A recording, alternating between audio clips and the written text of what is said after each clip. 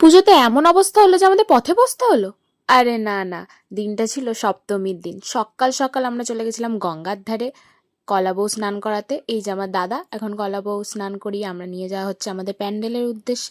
তারপরেই আমরা পুজো সেরে রেডি হয়ে বেরিয়ে পড়ি। এই যে আমি ঢং করতে করতে বেরিয়ে পড়লাম সবাই মিলে। আজকেও আমরা ছিলাম প্রায় অনেকজন। তো সবাই মিলে প্রথমে আমরা গেছিলাম, আমাদের প্রথম গন্তব্যস্থল ছিল সুরুচি সঙ্গ। তো এখান থেকে বেরিয়ে তারপরে আমরা একটুখানি খেয়ে নিই লস্যি ঢং করতে করতে। তারপরে চলে যাই আমরা চেতলার দিকে। চেতলায় ঢুকে প্রথমে এত ভিড়, রোদেতে তো মনে হচ্ছিল মাথা ঘুরে এখানেই পড়ে যাব। যাই হোক, সকালে গিয়েও দেখি যে এত ভিড়। কাকুর নিজের ঘন্টায় কখন না কেউ বাজিয়ে দেয়, তিনি আবার অন্যের ঘন্টা বাজাতে গেছে। যাই হোক, ঘন্টা বাজানো দেখে ঢুকে পড়লাম ভিতরে। মায়ের মূর্তিটা দেখে একটু ভালো লাগলো। তারপরে বেরিয়েই রোদে গরমে হু হা করতে করতে আমি আবার চলে যাই আমরা বালিগঞ্জের দিকে।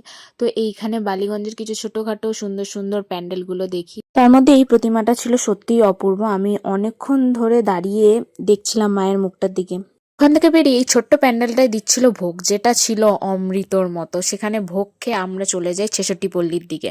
লাইন ঠেলতে ঠেলতে একদম চলে যাই আমরা প্যান্ডেলের সামনে। আর এখানে প্রতিমাটা তো ছিল অন্যই রকমের, একদম আলাদা। এত ঠাকুর দেখলে তো খিদে পাবেই, তো চলে এসেছিলাম আমরা খেতে। আর সেদিন আমরা খাবারে নিয়েছিলাম বিরিয়ানি। একদম সবাই কবজি ডুবিয়ে খেয়ে তারপরে আবার একটা ঠাকুর দেখে নিলাম।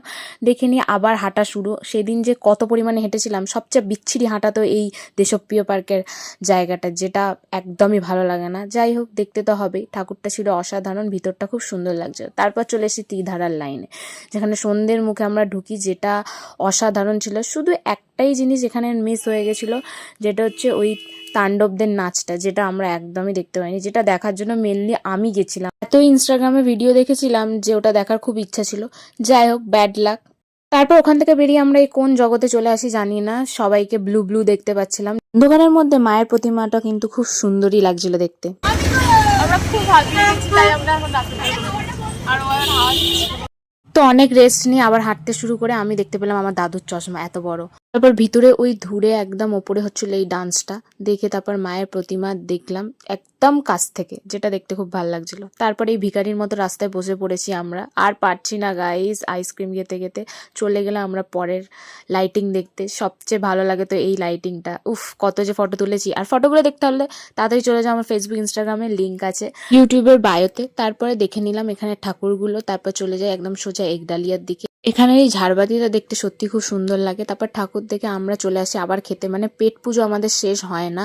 চিকেন কাটলেট খেয়ে চলে আসি একদম আমাদের পাড়াতে। তারপরে দেখি এদের ডান্স। দেখা হচ্ছে নেক্সট পুজোর ব্লগে। Bye bye.